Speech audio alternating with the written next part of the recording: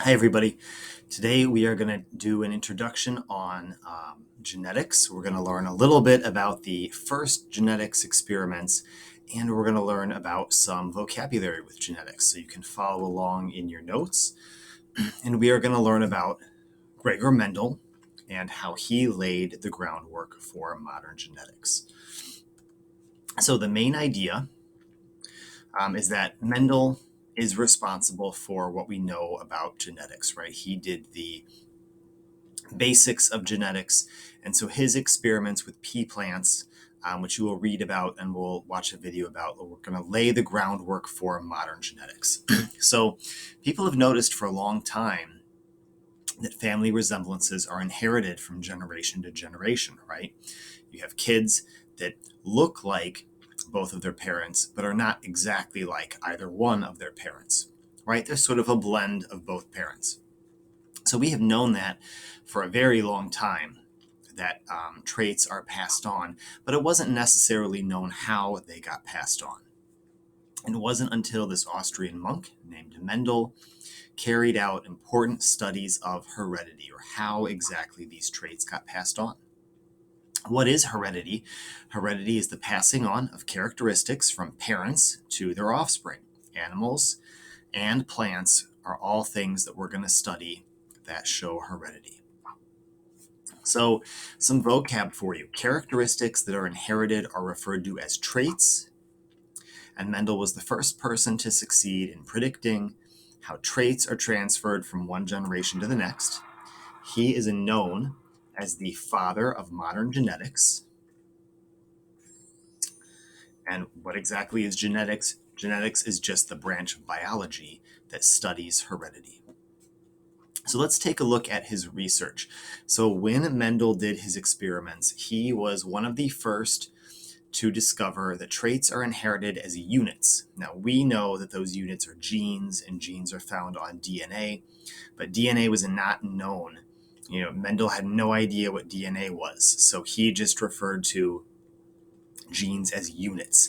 So he knew there was something physical being passed on from the parent to the offspring, but he did not know what that was.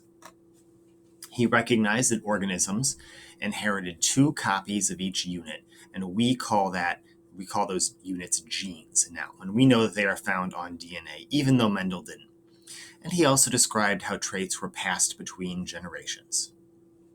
So we'll watch this video in class about his experiment, but basically Mendel looked at a number of different traits: flower color, the position of flower, the seed color, the seed shape, pod color, the pod shape, and the stem length, and he figured out how those might be passed on. So the way he did it is really pretty simple. Flowers have reproductive organs. So flowers have stamens, which are the thing that carry pollen. Pollen are male reproductive cells. And these flowers, these pea flowers, also have a carpel. So this is like the ovary and the uterus of a plant. This is the female reproductive organ. If the pollen from a plant reaches the carpel, then we are going to be making seeds. So what Mendel did is Mendel took a white plant, and he took the pollen from a white plant and he put it on the carpel of a purple plant. So he was essentially mixing a white plant and a purple plant. And then that plant produced seeds. If you want a plant to grow, you got to plant the seeds. And he found that every single plant was purple. So that was his initial question. How come when I mixed a white plant with a purple plant, I didn't get some white and some purple? I got every single one was purple. So he mixed the white plant and the purple plant. We got seeds out of that. The seeds were planted and they were all purple. So he cross-pollinated true breeding parents. So true breeding parents are parents that are going to have offspring that are always white or always purple. It's called the P generation, or the parental generation. The generation that he then got as a result of crossing is called the F1, the first filial generation. These plants were all purple. So the F1 generation all purple 100%. If we planted 1,000 seeds, all 1,000 were purple. So his question here is, where did the white seeds go? And then he self-pollinated the purple plants. So pollen from the purple plants was used to fertilize itself, right? The plants were fertilizing themselves. So he took those F1 plants and allowed them to self-fertilize, and he got the F2 generation. I know it's kind of blocking it, but that's F2.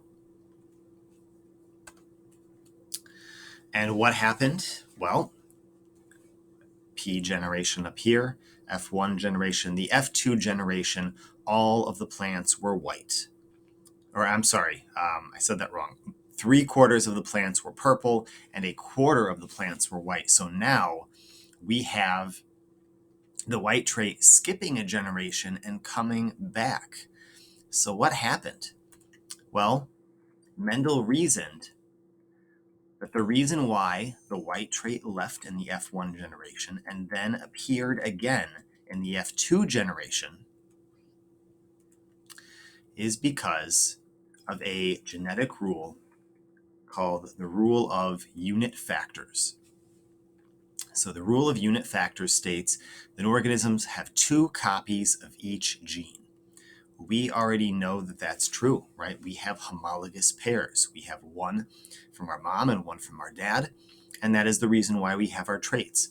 Mendel didn't know they were genes, but he did figure out that there are 2 copies of genes for each trait, right? You have 2 copies for your hair color gene. You have 2 copies for your eye color gene. Plants have 2 copies for their flower color gene. They have 2 copies for their height gene. So he figured out there were 2 copies of every gene. And he also came up with a rule of dominance, and that is that one trait will cover up the other trait or dominate over it. So one trait is dominant, and the trait that disappeared must be recessive. Those are 2 terms to know. So what he believed happened is that the first plant had 2 dominant alleles, right? The round plant or the purple plant. And the recessive plant, the white plant, had 2 recessive alleles, which we abbreviate with lowercase letters. And that F1 generation that was totally purple has 1 dominant and 1 recessive, right? The dominant was purple, and the recessive was white. So when we put a dominant purple and a recessive white, the dominant showed up and the recessive did not. So the purple plant always showed up. And that is why in the next generation, we had 3/4 purple and 1/4 white. And we'll be explaining that in a bit. So some other terms, he used the term allele to specify an alternate form of a gene that is located at a specific position on a chromosome. So you have a brown-haired allele for the hair color gene. You might have a blonde hair allele for the hair color gene. You might have a short allele for a height gene or a tall allele for a height gene.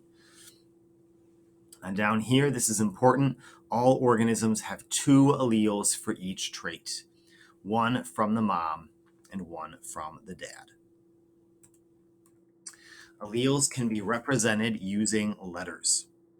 A dominant allele is usually expressed with a capital letter, and a recessive allele is usually expressed with a lowercase letter.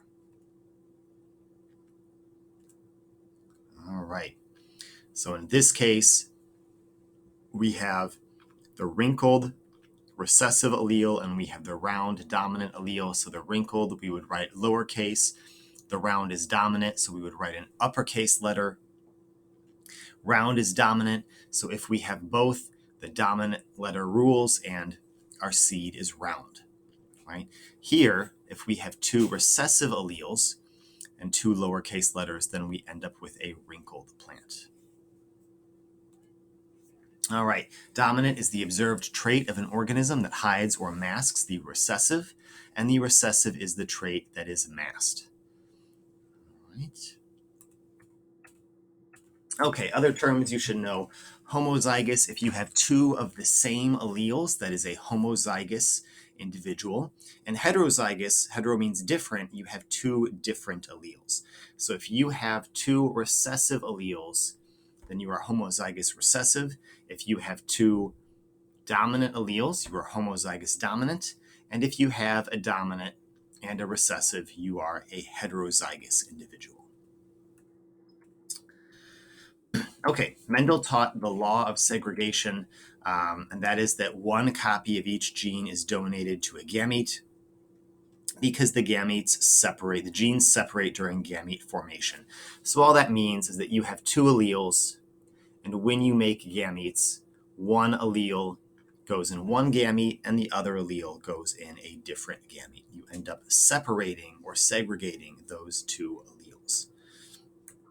All right, we are going to stop there for today. So make sure you know those terms, and if you have any questions, we will go over this tomorrow.